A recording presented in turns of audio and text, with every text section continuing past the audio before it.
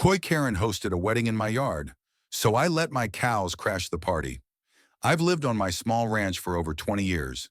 It's peaceful, it's mine, and most importantly, it's not part of the Homeowners Association, HOA.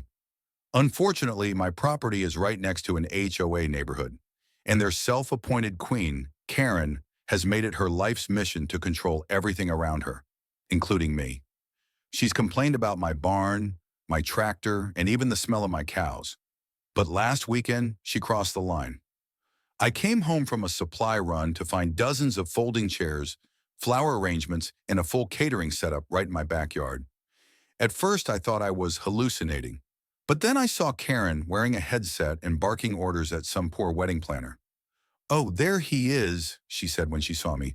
"Finally. Look, don't worry. We'll be done by 8. Just stay inside and there won't be any problems." I blinked. "Excuse me?" Karen rolled her eyes. "The venue we booked had an issue, and this yard was just sitting here. The bride's family is from out of town, so we had to make do. It's for a wedding, so don't be selfish." Selfish? She stole my yard for a wedding, and I was selfish? I took a deep breath. "You have 5 minutes to get everyone off my property," she scoffed. "Oh, don't be dramatic. We've already set everything up. It's just one evening." That was it. If she wasn't going to respect my land, I'd let my cows remind her whose property this was. I marched to the barn, grabbed a bucket of grain, and gave a loud whistle. Within seconds, my 10 hungry cows came trotting over, their big eyes fixed on the treat in my hand. I grinned. "All right, ladies," I said. "Time to join the party." I swung open the gate, and my cows happily ambled toward the beautifully decorated wedding setup. The guests were just starting to arrive, dressed in fancy suits and flowing dresses, completely oblivious to the bovine invasion heading their way. Karen was too busy yelling at the florist to notice, until Bessie, my biggest and most enthusiastic cow, stuck her nose into the wedding cake. The collective gasp from the guests was music to my ears. "What is that?" the bride shrieked, pointing at Bessie, who had just taken a giant, frosting-covered bite out of the 3-tier cake. The groom looked just as horrified. "Is that a cow?" "Cows! Cows everywhere!" someone screamed. Sure enough, my entire herd had made themselves at home. Daisy was nibbling at the floral arrangements. Buttercup was knocking over champagne glasses with her tail, and Marigold, sweet, curious Marigold, had somehow gotten tangled in the tablecloth, dragging an entire buffet table down with her. Karen spun around, her face turning a shade of red I didn't think was possible. "You!" she shrieked, marching toward me. "Call them off!" I leaned against the fence, arms crossed. "Oh, I'd love to, but you see, they live here. This is their yard. They're ruining everything," the bride wailed. I shrugged. "Not my problem. You're trespassing." Karen opened her mouth to argue, but at that moment, Buttercup, being the majestic creature she was, let out the loudest, wettest cow patty I'd ever seen, right in the middle of the dance floor. The crowd went silent. Then pure chaos erupted. Women in stilettos shrieked as they tried to dodge the mess. One poor guy slipped and landed flat on his back, his tuxedo ruined. The DJ, in a desperate attempt to save his equipment, grabbed his laptop and abandoned ship. And Karen? She was standing frozen, her perfectly ironed blouse now covered in cake, cow spit, and what I sincerely hoped was just dirt. I smiled. Maybe next time, she'd think twice before stealing my yard.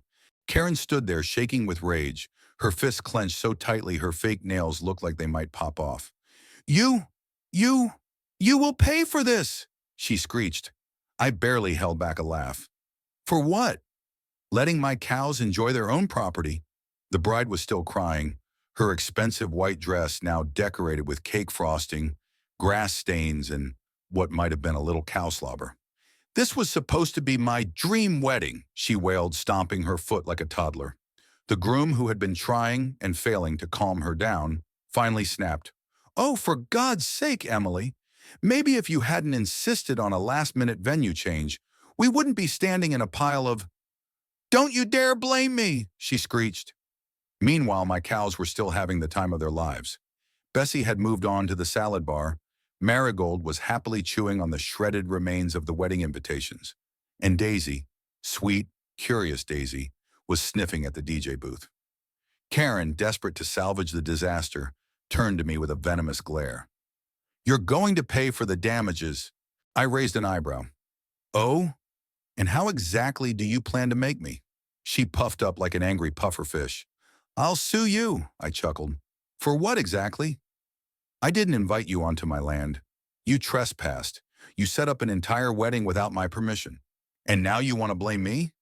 She opened her mouth, but I held up a finger. "In fact," I continued, pulling out my phone, "I think the local authorities might have something to say about this." I tapped my screen dramatically. "Shame if someone reported an unauthorized event on private property." Karen paled. "You wouldn't dare." "Oh, I absolutely would," I grinned. "And I have video evidence." I turned my phone screen toward her, playing back a recording of Karen earlier, smugly telling me to just stay inside while they used my yard. The bride's father, who had been standing off to the side, looking increasingly furious, finally exploded. "Karen, you told me you got permission." Karen turned to him, trying to salvage the situation. I I thought he wouldn't mind." The man groaned and rubbed his temples. "I spent 15 grand on this wedding, and now it's a disaster because you couldn't just follow the rules." He turned to the bride and groom. "We're leaving." The bride gasped. "Dad, no, you can't just—" But he was already marching off, dragging his stunned wife with him. A few other guests, seeing their chance to escape, followed suit, heels in hand as they tiptoed around the cow mess. Karen stood there, looking like she might actually explode. "This isn't over," she hissed at me. I gave her a lazy salute. "Looking forward to round two." Then, just to rub it in, I gave Bessie another handful of grain and let her lick my hand, right in front of Karen. She recoiled in horror and stomped away, her heels squelching in the mud. As the last few guests scrambled to escape the cow-infested nightmare, I leaned back against the fence and watched the carnage with a satisfied grin. Best Saturday ever. But Karen wasn't done with me yet. 3 days later, I woke up to find a notice taped to my mailbox. "Official HOA violation. Your property is in violation of community standards. You are hereby fined $5,000 for public nuisance and property damage." I laughed. Oh, this was going to be fun. I stared at the paper, shaking my head with a chuckle. Karen must have been desperate if she thought the HOA had any power over me. I wasn't part of their neighborhood, and they had zero authority over my ranch. But I wasn't going to let this slide. Grabbing my phone, I called up my lawyer, Tom. He was an old friend who loved nothing more than crushing entitled HOA bullies in court. When I explained the situation, he laughed so hard he had to put the phone down for a second. "Let me get this straight," he said once he calmed down. "They trespassed, used your land without permission, caused property damage, and now they're fining you?" "That's about right." "Oh, this is going to be fun," he said, practically giddy. "Send me everything. I'll take care of it." I forwarded him the videos, the fake fine, and a list of the damages they caused, including the destroyed grass, broken fence, and the sheer amount of cow pies I had to clean up. Then I sat back and waited. Karen's worst day ever. A week later, I got a call from Tom. "Check your email," he said, amusement thick in his voice. I opened my inbox and saw the legal notice he'd drafted. It was a formal cease and desist letter addressed to the HOA demanding a full written apology for the unauthorized use of my land, reimbursement for the damages caused by their event, a promise that they would never harass me again or face legal consequences. The best part? Karen herself was listed as personally liable for the costs. I nearly choked on my coffee from laughing. Later that afternoon, I took a casual stroll past the HOA office, which was really just a tiny room in the community center. The moment Karen saw me, her face went pale. "You can't be serious," she said, holding up the letter. "Oh, I'm dead serious," I said with a grin. "You owe me about 5 grand. She opened and closed her mouth like a fish. But the wedding," I cut her off, "wasn't my problem. But you made it my problem, so now you're paying for it." That's when another voice chimed in. "You better believe you are." We both turned to see the bride's father marching toward us, holding another stack of papers. Turns out he had just learned that Karen never actually got permission for the wedding. And since he had paid for everything, he was now suing her for the money he lost. I could see Karen's soul leave her body. Between my legal action and the father of the bride demanding his money back, she was cornered. A few days later, I got my payment in full, probably from Karen's personal funds. The HOA also sent a weak, passive-aggressive apology letter, which I framed and hung in my barn for the cows to appreciate. As for Karen, well, after the lawsuit from the bride's father, a massive HOA scandal, and being publicly humiliated, she resigned from the HOA board and moved away to get a fresh start. Good riddance. Now my ranch is peaceful again.